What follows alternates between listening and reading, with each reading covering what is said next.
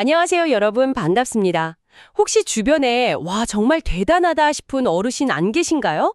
제가 최근에 들은 이야기가 있는데요.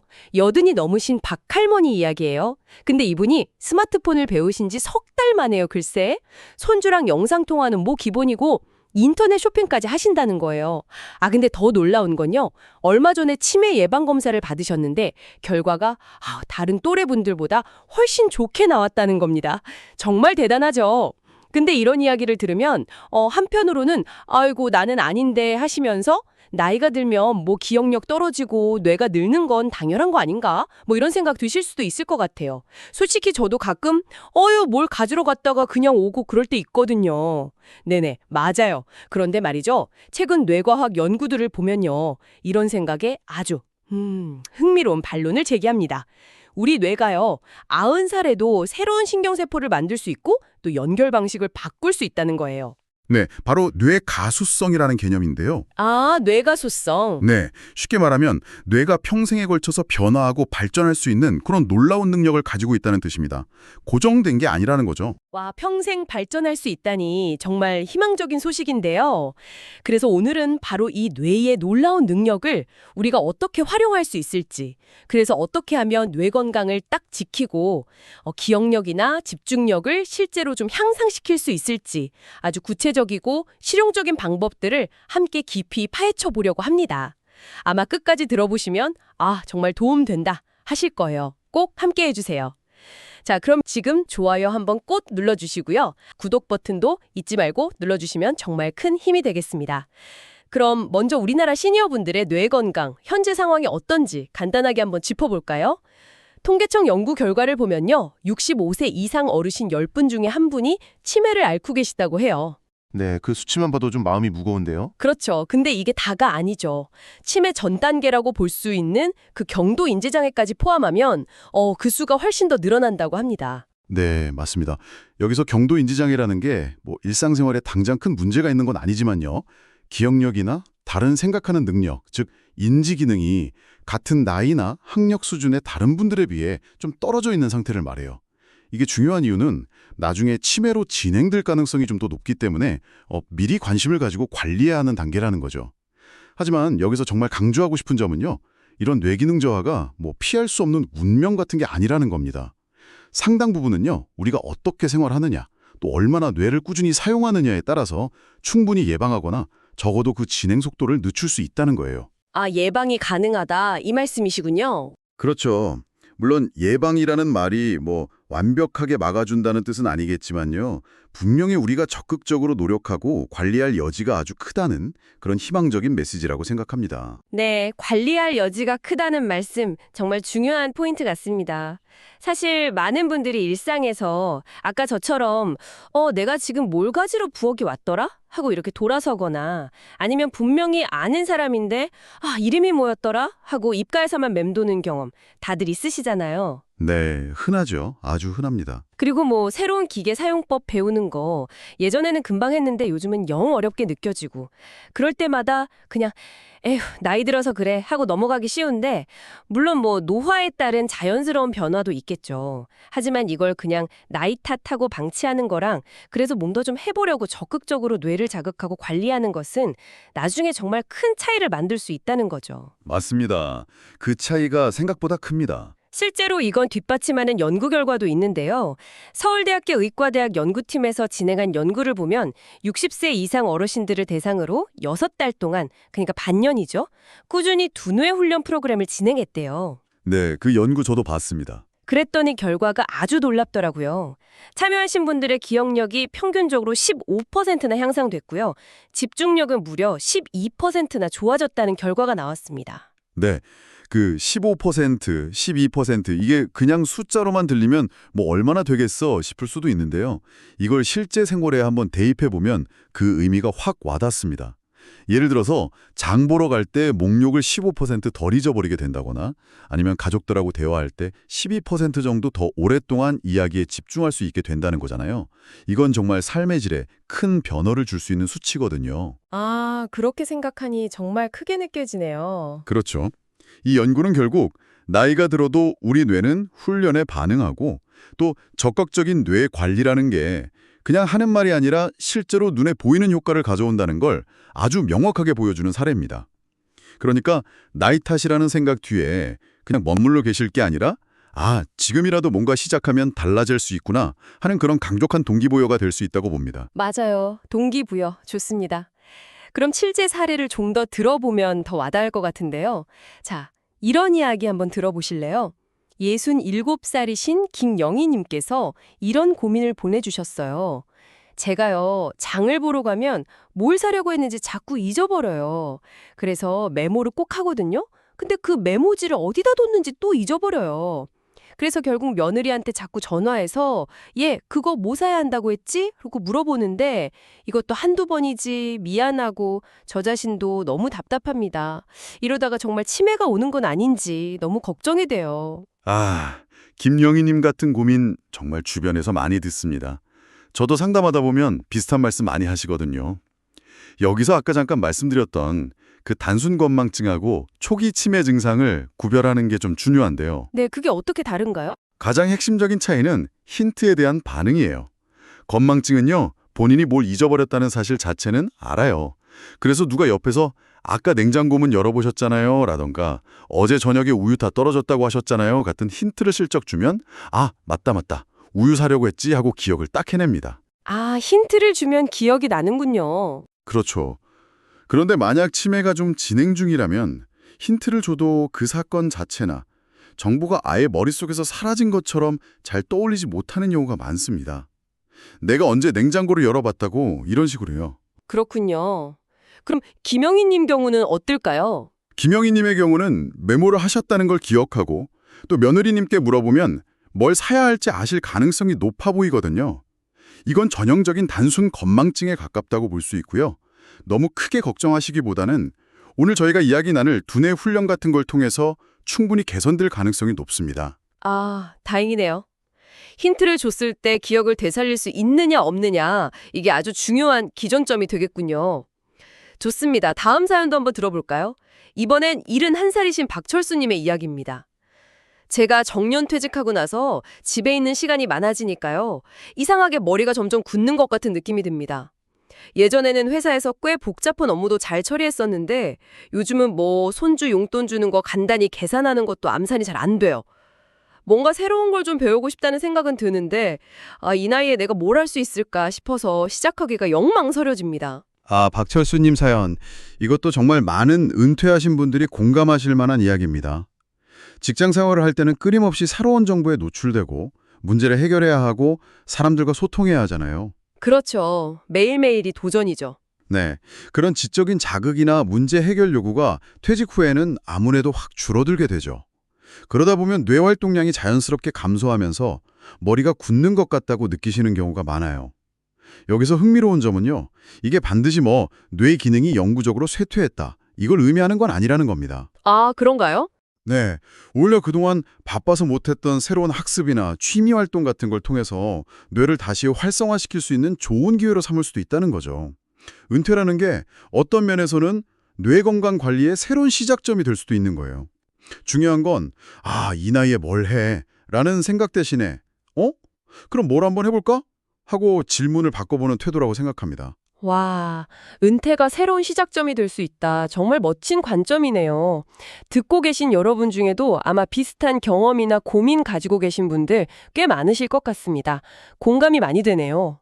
그럼 이렇게 우리가 두뇌 훈련이라고 말하는 것들이 왜 효과가 있는지 그 원리를 조금만 더 깊이 파헤쳐 볼까요?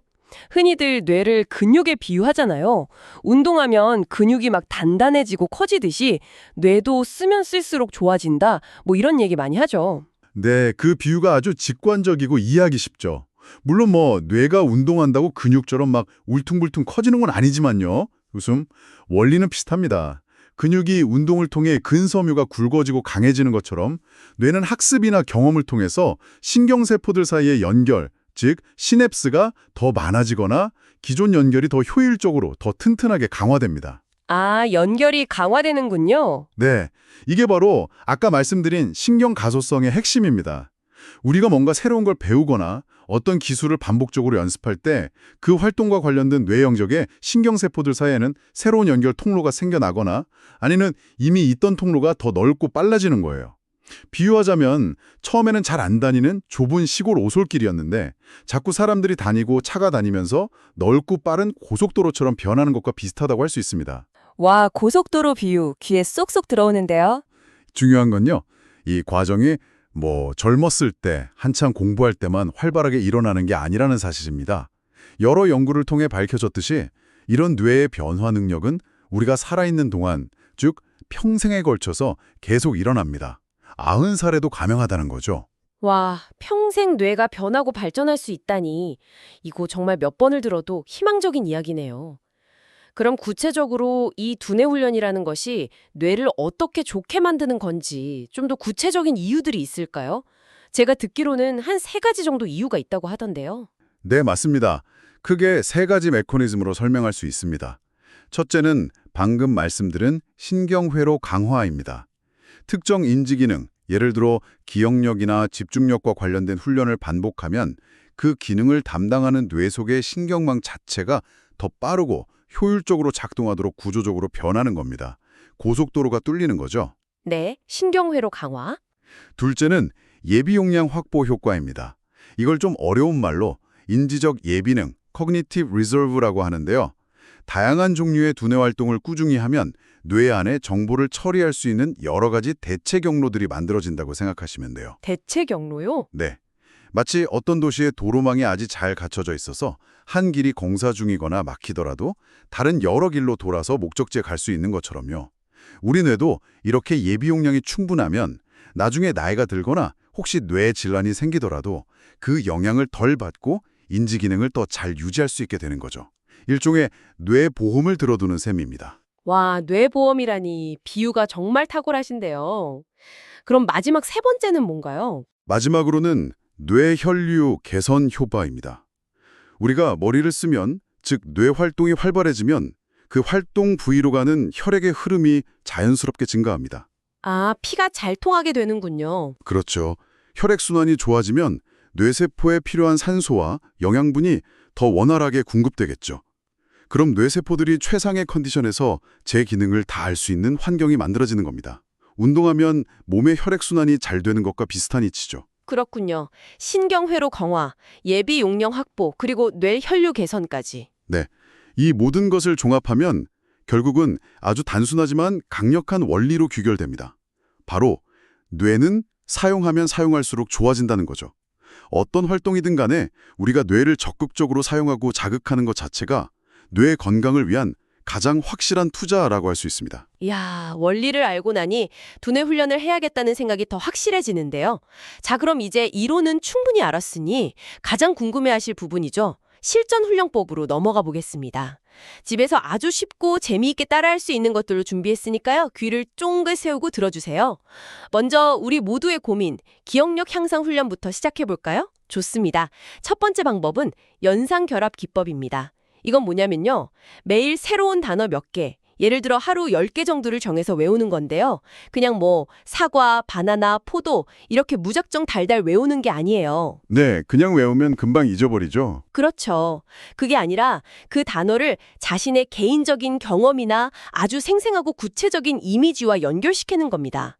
예를 들어서 자전거라는 단어를 외워야 한다면 그냥 자전거가 아니라 내가 어릴 때 아버지 뒤에 매달려서 신나게 달렸던 그 파란색 세발 자전거처럼 아주 구체적인 기억이나 감정을 함께 떠올리는 거죠. 맞아요. 그렇게 감정이나 다른 감각과 연결된 기억은 훨씬 더 오래가고 강렬하게 남습니다. 단순히 단어 하나 외우는 걸 넘어서 어쩌면 잊고 있었던 과거의 좋은 기억을 다시 떠올리게 되는 그런 정서적인 효과까지 얻을 수 있는 좋은 방법이죠. 와, 정서적인 효과까지 일석이조인데요. 좋습니다. 두 번째 훈련은 이야기 만들기 훈련입니다. 이건 정말 재미있게 할 수 있어요.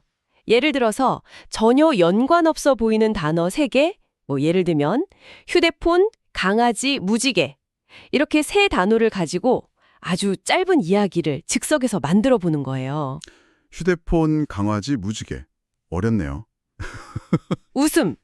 예를 들면 내 휴대폰 배경화면 속에 있는 우리 집 강아지가 어젯밤 꿈에 무지개 다리를 건너는 꿈을 꿨다. 뭐 이런 식으로요. 조금 엉뚱하고 말이 안 되는 것 같아도 괜찮습니다. 중요한 건 이 단어들을 하나의 스토리 안에 엮어서 서로 연결시키는 거예요.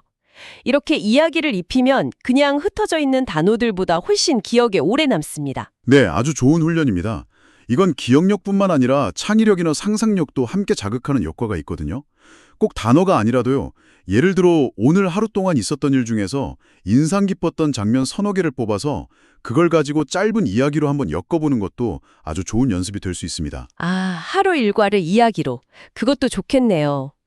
자, 세 번째 기억력 훈련법은요. 장소 기억법이라는 건데요. 이건 조금 더 체계적인 방법입니다. 아주 익숙한 공간, 예를 들면 우리 집 거실을 머릿속에 떠올리는 거예요.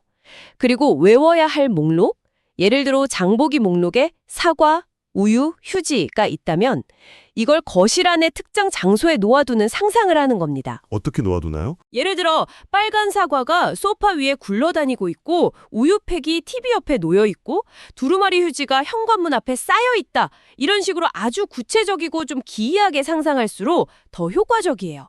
나중에 장 보러 가서 거실에 뭐가 있었더라 하고 머릿속으로 그 거실을 다시 한번 걸어다니면서 소파 위에 사과, TV 옆에 우유, 현관 앞에 휴지를 수학하듯이 떠올리는 거죠. 머릿속에 궁전을 짓는 것과 비슷하군요. 고대 그리스 때부터 사용되던 기억술이라고 하죠. 맞습니다. 바로 그 원리입니다. 자, 이렇게 세 가지 기억력 향상 훈련법을 알아봤는데요. 연상결합 기법, 이야기 만들기, 장소 기억법. 여러분은 이 중에서 어떤 방법이 가장 흥미롭게 느껴지시나요? 어떤 것이든 좋습니다. 한 가지라도 골라서 꾸준히 한번 시도해 보시는 것이 정말 중요합니다. 자, 이번에는 기억력만큼이나 우리 일상에서 정말 중요한 거죠. 바로 집중력과 사고력을 키우는 훈련입니다. 이것들도 생각보다 어렵지 않고 재미있게 할 수 있는 것들이 많아요. 첫 번째는요, 스트룹 테스트라고 들어보셨나요? 그걸 집에서 변형해서 해보는 겁니다. 종이에다가 빨강, 파랑, 노랑 같은 색깔 이름을요, 실제 그 색깔이 아닌 다른 색깔 잉크로 써놓는 거예요. 예를 들면 파란색 잉크로 빨강이라고 쓰는 거죠. 아, 네, 그거 알아요. 글자랑 색깔이 다른 거요. 네, 맞아요. 그리고 그걸 보면서 글자의 의미, 그러니까 빨강이라고 읽는 게 아니라 실제 그 글자가 쓰인 잉크 색깔, 즉 파랑이라고 빠르게 말하는 연습을 하는 겁니다. 이게 왜 효과가 있냐면요. 우리 뇌는 글자를 보면 자동으로 그 의미를 읽으려고 하잖아요. 그 자동적인 반응을 억누르고 의식적으로 실제 잉크 색깔 정보에 집중해야 하기 때문에 집중력과 함께 인지통제력, 그러니까 충동을 억제하는 능력을 키우는데 아주 효과적입니다. 맞아요. 이게 보기보다 꽤 헷갈리면서도 은근히 재미있습니다. 처음에는 좀 천천히 하다가 점점 속도를 높여가면 뭔가 도전의식도 생기고요. 요즘은 인터넷이나 스마트폰 앱으로도 이런 스트룹 테스트를 쉽게 찾아볼 수 있으니 한번 해보시면 좋을 것 같아요. 오, 앱으로도 있군요. 좋네요. 자, 두 번째 훈련은 거꾸로 말하기 또는 쓰기입니다. 아주 간단해요. 예를 들어 컴퓨터라는 단어를 터퓨컴 이렇게 거꾸로 말해보거나 아니면 사랑해요를 요해랑싸 이렇게 말해보는 거죠. 아니면 뭐 전화번호 같은 숫자를 거꾸로 외워보는 것도 좋습니다. 아, 이것도 머리를 좀 써야겠네요. 그렇죠. 정보를 머릿속에 잠시 붙잡아두고 그 순서를 뒤집는 과정에서 작업 기억이라고 하는 단기 기억 능력과 주의력을 동시에 훈련할 수 있는 아주 좋은 방법입니다. 짧은 문장을 거꾸로 써보는 것도 도움이 되고요. 세 번째는 문제 해결 시나리오 훈련입니다. 이건 좀 창의적인 사고력을 키우는 건데요. 일상생활에서 마주칠 법한 어떤 문제 상황을 하나 딱 설정하는 거예요. 그리고 그 문제를 해결할 수 있는 방법을 가능한 한 많이, 다양하게 떠올려 보는 겁니다. 예를 들어서 친구가 예고 없이 갑자기 집에 찾아왔는데 아플싸 집에 대접할 만한 간식이 하나도 없을 때 어떻게 할까? 같은 질문을 던져놓고 1. 편의점에 뛰어간다. 2. 배달 음식을 시킨다. 3. 옆집에 가서 빌려온다. 4. 냉장고 속 재료로 급히 무언가 만든다. 5. 그냥 솔직하게 이야기하고 차나 마신다. 이런 식으로 최소 5가지 이상의 대처 방안을 브레인스토밍 해보는 거죠. 아, 재미있겠는데요? 네, 이렇게 하면 고정관념에서 벗어나서 좀 더 유연하고 창의적으로 생각하는 연습이 됩니다.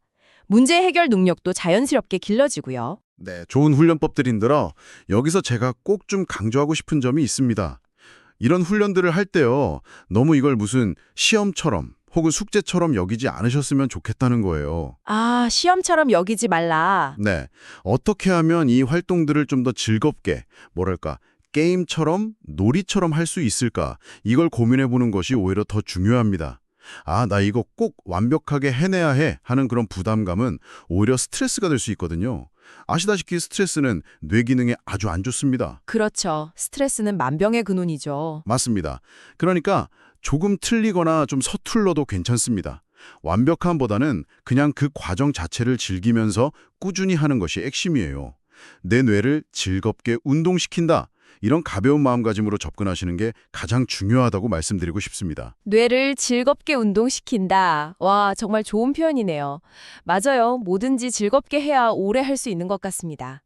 그런데 박사님, 이렇게 일부러 시간을 내서 하는 훈련들 외에도 그냥 우리 일상생활 속에서 자연스럽게 뇌를 자극할 수 있는 방법들도 꽤 많다고 들었거든요. 네, 아주 많습니다. 사실 그게 더 중요할 수도 있어요. 두뇌 훈련이라는 게 꼭 책상 앞에 각 잡고 앉아서 문제집 풀듯이 해야만 하는 건 절대 아니거든요. 우리 생활 속에서 아주 작은 습관 몇 가지만 바꿔도 충분히 뇌를 계속 깨어있게 만들 수 있습니다. 오, 어떤 것들이 있을까요? 예를 들면요. 첫째, 아주 간단합니다. 늘 가던 길 말고 새로운 길로 산책하기예요. 매일 똑같은 코스로 동네 한 바퀴 도는 것보다 가끔은 일부러 안 가본 골목길로 들어가 보거나 아니면 버스를 한 정거장 먼저 내려서 걸어보는 거죠. 아, 새로운 길 탐색. 네, 익숙한 풍경 대신에 새로운 환경에 노출되는 것 자체가 우리 뇌에는 아주 신선한 시각적, 공간적 자극이 됩니다. 길을 찾으면서 자연스럽게 방향 감각이나 공간 지각 능력도 사용하게 되고요. 둘째는 평소 잘 안 쓰는 손 사용하기입니다. 만약 오른손잡이시라면 가끔 식사할 때 왼손으로 수저질을 해본다거나 양치질을 왼손으로 해본다거나 아니면 아주 간단한 단어 같은 걸 왼손으로 한번 써보는 거예요. 그거 엄청 불편할 것 같은데요? 네, 당연히 처음엔 아주 서툴고 답답하고 불편하죠. 근데 바로 그 불편함 자체가 중요한 겁니다. 늘 쓰던 방식이 아니라 새로운 방식으로 몸을 움직이게 되면 평소에 잘 활성화되지 않던 뇌의 다른 부위들이 일을 시작하게 되거든요.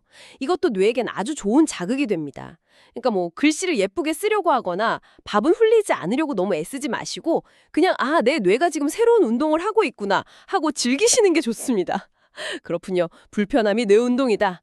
자, 세 번째 일상 속 훈련은 시장이나 마트에서 암산해보기입니다. 물건 몇 가지를 골랐을 때 바로 계산기 앱을 켜거나 카드 명세서만 기다리지 마시고요. 머릿속으로 이거 대충 얼마쯤 나오겠는데 하고 어림짐작이라도 해보는 습관을 들이는 겁니다. 네, 저도 가끔 합니다. 재미있어요. 그렇죠. 아주 정확하게 맞힐 필요는 없고요. 그냥 간단한 덧셈 뺄셈이라도 꾸준히 하다 보면 계산 능력이 녹쓰는 걸 방지하는 데 분명히 도움이 됩니다. 그리고 네 번째는 책이나 뉴스 요약해서 말해보기입니다. 신문 기사를 읽거나 저녁 뉴스를 보거나 아니면 책을 한 챕터 읽은 후에 그 핵심 내용이 뭐였는지 다른 사람에게 설명해주듯이 한번 간추려서 말해보는 연습이에요. 아, 이게 생각보다 효과가 큽니다. 정보를 제대로 이해했는지 확인하는 과정이기도 하고 그걸 다시 논리적으로 재구성하는 과정에서 기억력과 표현력을 동시에 기를 수 있습니다. 네, 맞습니다. 이런 일상 속 훈련법들의 가장 큰 장점은 특별한 시간이나 노력을 들이지 않고도 꾸준히 할 수 있다는 건데요. 여기서 핵심은 역시 꾸준함입니다. 오늘부터 이 모든 걸 다 해야지 이렇게 너무 거창하게 계획 세우시면 금방 지치기 쉬워요. 맞아요. 작심삼일 되기 쉽죠. 그렇죠. 그러니까 하루에 딱 한 가지씩이라도 좋습니다. 오늘은 새로운 길로 걸어봐야지. 내일은 점심 식사 때 왼손을 써볼까? 이런 식으로요. 이걸 좀 더 습관화로 만들고 싶으시다면 예를 들어서 월요일엔 새로운 계산책, 화요일엔 왼손으로 저녁 식사 도전, 수요일엔 아침에 읽은 뉴스 기사 하나 요약해서 가족에게 말해주기, 이런 식으로 요일별 활동을 미리 정해두는 것도 지루함을 덜고 꾸준히 실천하는 데 도움이 될 수 있습니다. 오, 요일별 활동 지정. 좋은 팁인데요. 마치 학교 시간표 짜듯이요. 여러분은 이 중에서 어떤 활동을 가장 먼저 시작해보고 싶으신가요? 아주 작은 것이라도 괜찮으니까 한번 도전해보시면 좋겠습니다. 자, 그럼 오늘 저희가 나눈 이야기들을 한번 쭉 정리해볼 시간이 된 것 같습니다. 뇌 가소성부터 시작해서 구체적인 훈련법, 그리고 일상 속 습관까지 이 모든 것이 궁극적으로 우리에게 무엇을 말해주고 있는 걸까요? 첫째는 우리 뇌는 나이와 상관없이 계속 변화하고 발전할 수 있는 정말 놀라운 뇌가소성이라는 잠재력을 가지고 있다는 아주 희망적인 사실입니다. 나이 들면 끝이야가 절대 아니라는 거죠. 네, 절대 아닙니다. 둘째, 우리가 흔히 겪는 기억력이나 집중력 저하를 그냥 나이 탓으로만 돌리고 체념할 것이 아니라 규칙적이고 의식적인 두뇌 훈련을 통해서 실제로 그 기능을 향상시킬 수 있다는 과학적인 근거가 분명히 있다는 점입니다. 연구 결과들이 보여주고 있죠. 셋째, 이런 두뇌 훈련이 특별한 도구나 엄청난 시간을 들여야만 할 수 있는 게 아니라는 겁니다. 새로운 길로 걷거나 평소 안 쓰던 손을 사용하거나 책 내용을 요약해보는 등 우리 일상 속에 아주 작은 습관 변화만으로도 뇌 건강에 긍정적인 영향을 줄 수 있다는 거죠. 네, 아주 작은 변화가 중요합니다. 그리고 마지막으로 아마 오늘 이야기에서 가장 중요한 메시지일 수도 있겠는데요. 이 모든 과정에서 완벽하게 해내려는 부담감보다는 즐거움과 꾸준함이 훨씬 더 중요하다는 점입니다. 맞습니다. 즐거움과 꾸준함. 그래서 여러분께 마지막으로 작은 실천 하나를 제안드리고 싶습니다. 오늘 저희가 이야기 나눈 여러 가지 방법들 중에서요. 여러분이 보시기에 가장 만만해 보이는 것 아니면 저건 좀 재밌겠는데 싶은 거 딱 하나만 골라보세요. 그리고 다른 건 다 잊어버리시고 딱 그것만 오늘부터 딱 일주일만 무슨 일이 있어도 한번 꾸준히 해보시는 건 어떨까요? 예를 들면 아침에 눈 뜨자마자 어제 저녁 식사 메뉴 3가지를 떠올려 본다거나 아니면 하루에 한 번은 꼭 왼손으로 양치질을 해본다거나 TV 뉴스 헤드라인 3개를 보고 딱 한 문장으로 요약해보는 것처럼 아주 작은 거요. 이 작은 시작이 분명 여러분의 뇌에 의미 있는 변화를 가져다 줄 거라고 확신합니다. 네, 정말 좋은 제안입니다. 두뇌 훈련은 단거리 경주가 아니라 평생에 걸쳐서 하는 마라톤과 같다고 생각합니다. 너무 조급해하지 마시고 그 과정 자체를 즐기셨으면 좋겠습니다. 여러분의 뇌는요, 여러분이 생각하는 것보다 훨씬 더 많은 아직 사용되지 않은 무한한 잠재력을 가지고 있습니다. 나이는 정말 숫자에 불과하다는 말을 꼭 기억하시고요. 오늘부터라도 여러분의 소중한 뇌를 좀 더 아끼고 가꾸고 또 즐겁게 사용하는 기쁨을 발견하시길 진심으로 바랍니다. 포기하지 않고 꾸준히 노력하는 한 우리의 뇌는 분명 계속해서 우리를 놀라게 할 것입니다. 오늘 저희 이야기가 여러분의 그 빛나는 뇌 건강을 위한 긴 여정에 작지만 밝은 등불 하나가 되었기를 진심으로 바랍니다. 오늘 내용이 조금이라도 유익하셨다면 좋아요 한번 꼭 눌러주시고요. 구독 버튼도 잊지 말고 지금 바로 눌러주시면 정말 감사하겠습니다. 그리고 댓글로 다짐을 공유해 주시면 저에게도 정말 큰 격려와 응원이 될 것 같습니다. 다음 이야기도 많이 기대해 주세요. 그럼 그때까지 여러분 모두 몸도 마음도 그리고 뇌도 건강하고 활기찬 한 주 보내시길 바라면서 오늘 저희가 준비한 순서는 여기서 모두 마치겠습니다. 함께 해주셔서 정말 감사합니다. 안녕히 계세요. 감사합니다. 건강하세요.